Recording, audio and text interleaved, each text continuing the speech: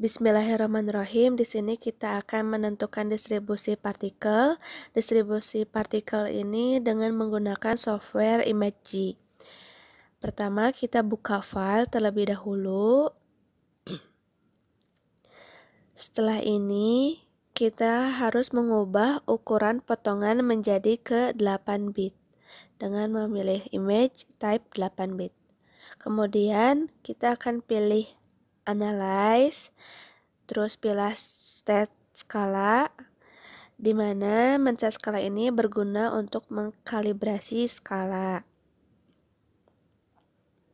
Terus klik OK.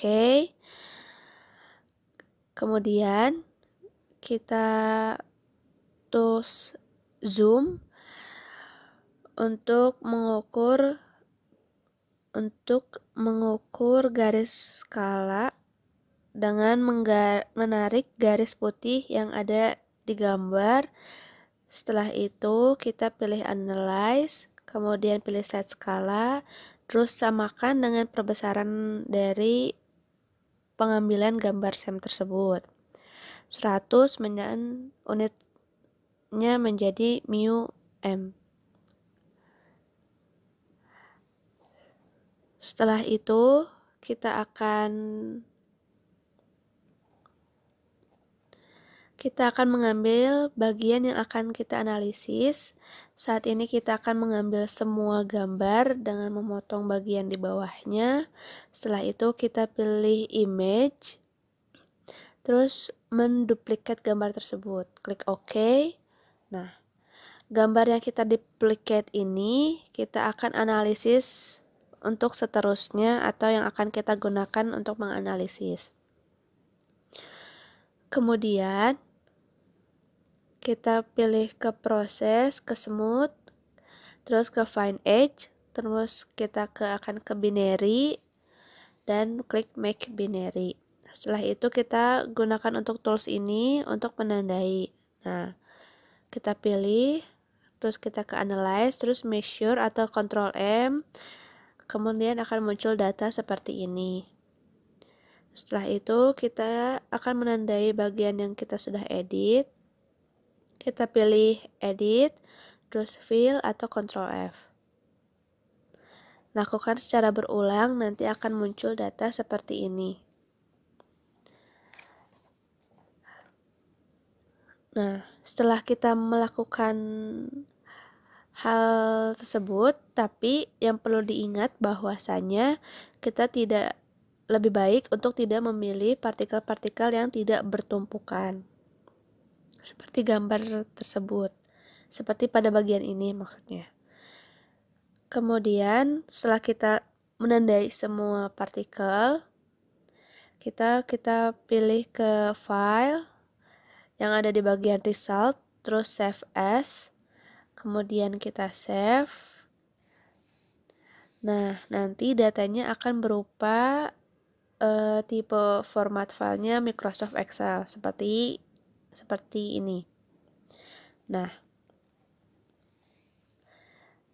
data yang kita dapatkan ada area, min atau rata-rata, minimal, maksimumnya. Nah, yang akan kita gunakan adalah yang bagian area. Nah, karena areanya tadi kita berbentuk lingkaran, sehingga kita dapat mengasumsikan dapat menggunakan dengan luas permukaan bola dengan A sama dengan 4pi R kuadrat dengan R sama dengan A per 4pi pangkat setengah. Kemudian untuk jari-jari seperti yang pada rumus tadi, didapatkan hasil yang bagian area. Terus untuk diameternya kita tinggal kalikan 2 dari hasil jari-jari.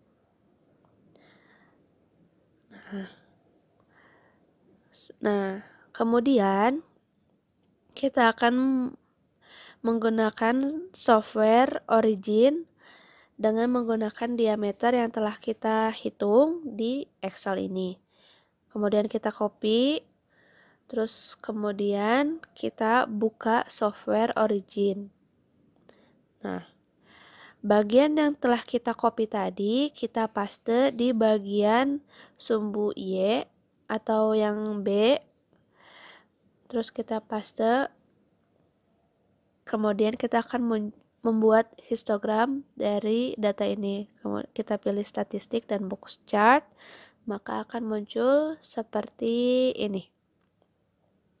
Nah, selanjutnya dari histogram ini kita klik kanan, terus kita ke go to bin worksheet. Nah, lalu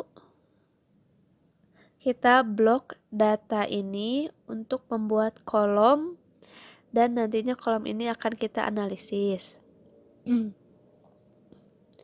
Nah, setelah kita dapatkan kolom seperti ini berupa diagram batang, sumbu X merupakan diameter dan sumbu Y merupakan frekuensi. Kemudian kita ke fitting, terus kita ke nonlinear, terus open dialog.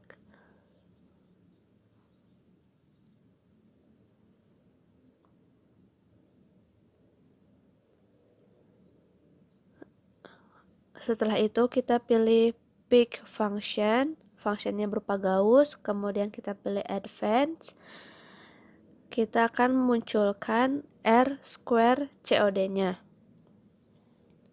Nah, untuk menentukan apakah data yang kita gunakan ini dapat digunakan, nah, dengan menentukannya apakah RCOD-nya mendekati 1, jika mendekati 1 maka datanya dapat kita gunakan.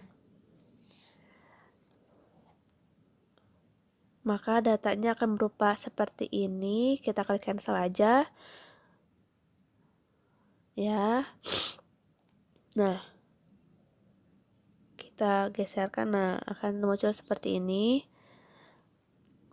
Nah, kita akan ada nilai XC merupakan average nanopartikel atau rata-rata nanopartikel, ukuran nanopartikelnya. Nah, RCOD-nya 0,903555, 0 sekian. Karena mendekati 1 sehingga data yang kita gunakan ini dapat digunakan. Dan untuk XC itu merupakan average nanoparticle size sebesar 45,53356 μm. Ya. Nah, kemudian R square COD itu merupakan ukuran statistik untuk memenuhi syarat regresi linear, di mana semakin besar R square COD-nya, maka semakin baik data yang kita dapatkan tadi. Dan XC-nya itu kalau misalkan kita lihat dari data kolom ini merupakan titik puncak tertinggi dari data yang telah kita analisis, sehingga hal tersebut merupakan rata-rata ukuran partikelnya.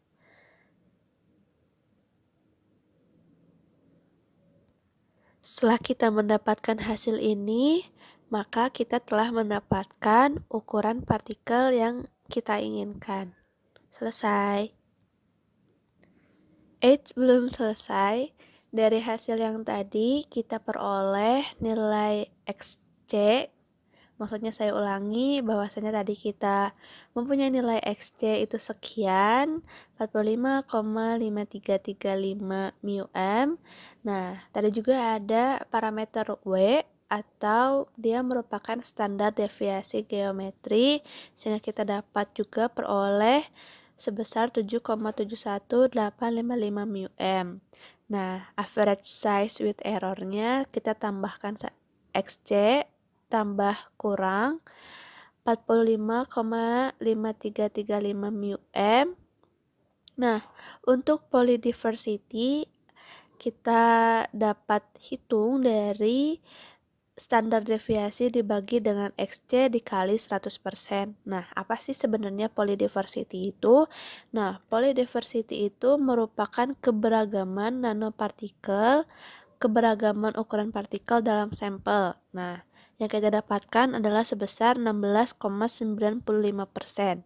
Sehingga Sekitar 83,05% sampel mempunyai ukuran yang sama atau sejenis. Sekian dan terima kasih.